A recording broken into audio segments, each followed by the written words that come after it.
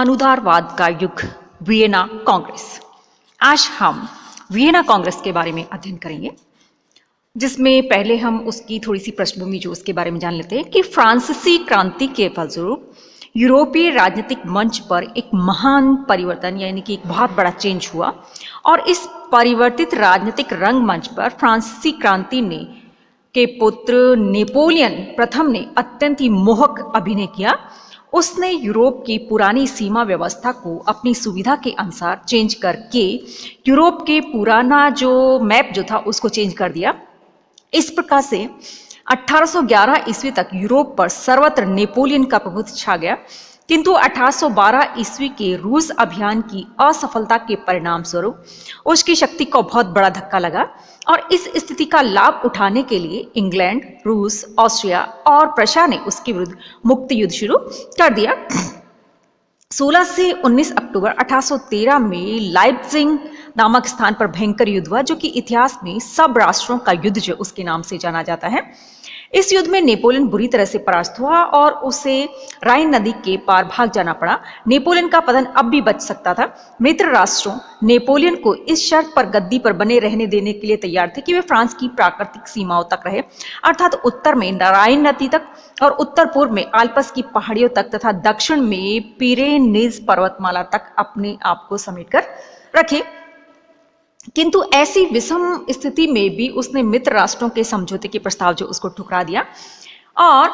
Napoleon के पतन के नाटक का अंतिम दृश्य जो शुरू हो गया और मित्र राष्ट्रों ने नेपोलियन के विरुद्ध युद्ध जो जारी रखा। 1 मार्च 1814 को रूस, ऑस्ट्रिया, प्रशा और इंग्लैंड ने शामो यानी कि चाउमार्ट की संधि द्वारा नेपोलियन का पतन होने तक पारस्परिक सहयोग करने तथा नेपोलियन से पृथक रूप से संधि न करने का वचन दिया। उसके बाद में मित्र राष्ट्रों की सेनाएं लगातार पेरिस की ओर बढ़ती रही और 30 मार्च 1814 को मित्र राष्ट्रों की सेनाओं का पेरिस पर अधिकार हो गया। 6 अप्रैल को विवश होकर नेपोलियन को फ्रांस की गद्दी छोड़नी पड़ी और उसने स्वीकार किया कि फ्रांस के राज सिंहासन पर उसका कोई अधिकार नहीं है और न ही उसके परिवार का। फिर भी उसकी शान रखने के लिए उसकी सम्राट की उपाधि कायम रखी गई तथा उसे 12 लाख रुपया वार्षिक पेंशन दे दी गई। उसे ये मानने के लिए भी बाध्य कर दिया गया कि वह एल्बा द्वीप में जाकर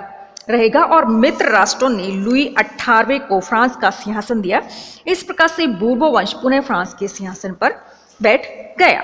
और नेपोलियन को एल्बा द्वीप में निर्वासित करने तथा लुई 18वें को फ्रांस की गद्दी पर बैठाते समय 30 मई 1814 को विजयी राष्ट्रों ने लुई 18वें के साथ एक संधि की, जो पेरिस की प्रथम संधि कहलाती है और इस संधि के अनुसार फ्रांस व बूर्बो वंश का अधिकार स्वीकार किया गया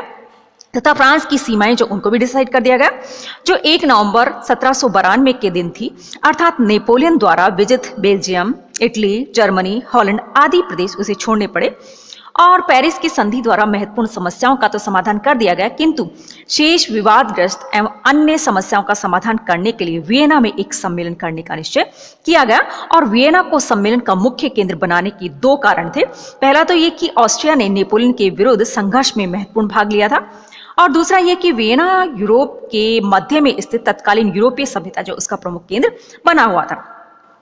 सितंबर 1814 में इतिहास प्रसिद्ध वियना कांग्रेस आरंभ हुआ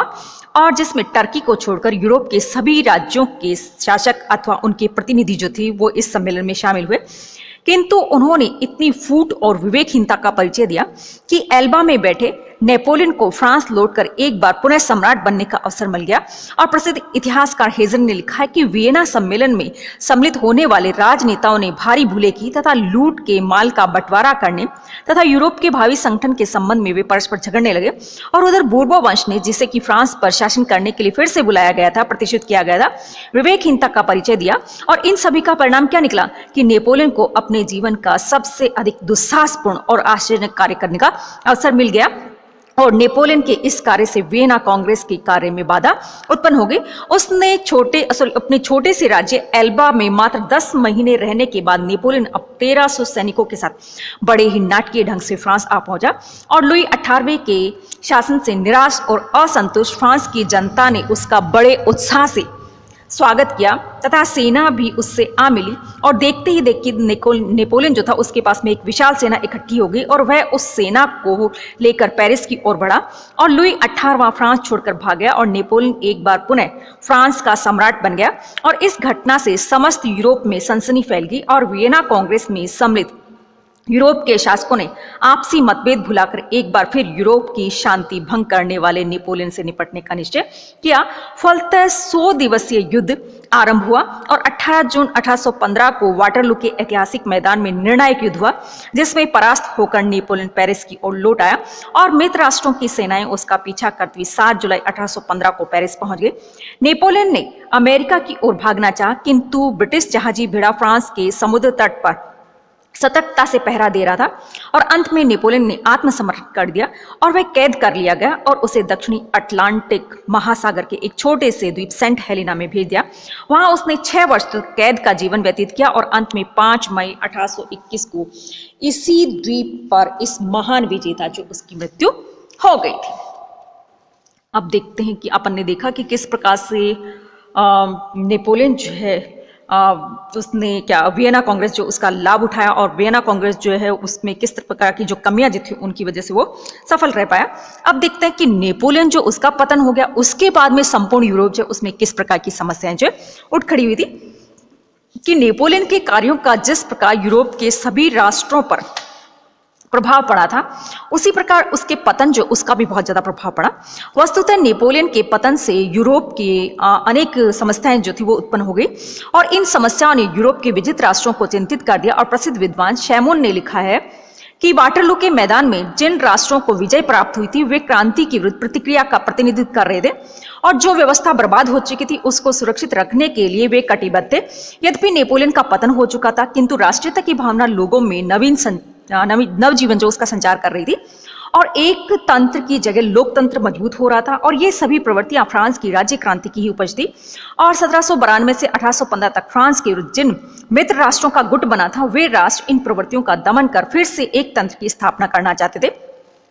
अतः सभी विजयी मित्र राष्ट्रों के समक्ष सबसे बड़ा प्रश्न ये था कि किन उपायों द्वारा क्रांति की भावना जो उनका दमन किया जा सके। और नेपोलियन ने अनेक पुराने राजवंश जो उनको नष्ट कर दिया था और उन पर नेपोलियन के संबंधी अथवा सेनापति शासन कर रहे थे।